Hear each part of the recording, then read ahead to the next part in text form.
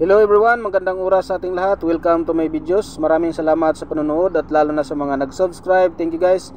At kung bago ka pa lang dito sa aking videos, huwag kalimutan mag-like, comment, share, and subscribe para updated ka sa aking mga bagong upload na mga videos na mayroong magagandang kasaysayan at halaga tungkol sa ating mga barya. Guys, ito yung 5 centavos na BSP series na pagka isinusukli sa tindahan sa iyo, bigla na lang itinatapon.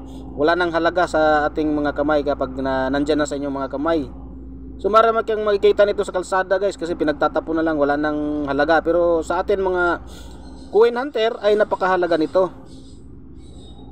At ito yung 1999 na BSP series na mayroon lang 4% ang kanyang mintage.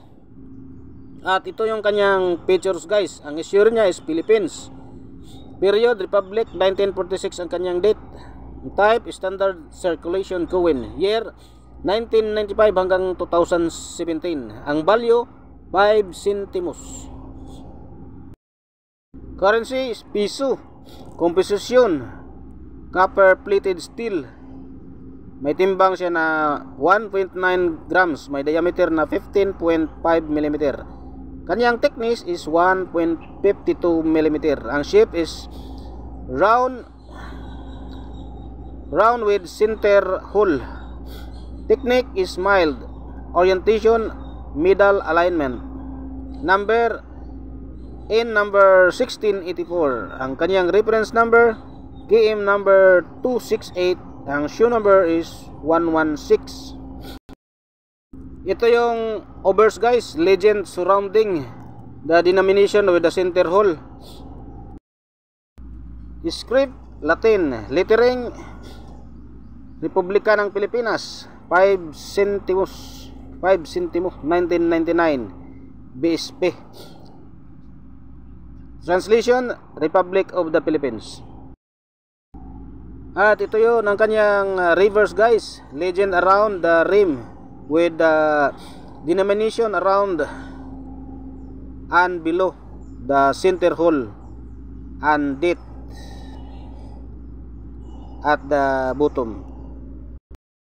Script, Latin, lettering, Bangko Sentral ng Pilipinas, 1993. Translation, Central Bank of the Philippines. May edge siya na smooth.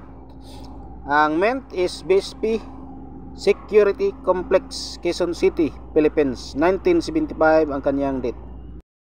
So guys, ito yung 1999 na mayroon lang 4% ang kanyang mintage.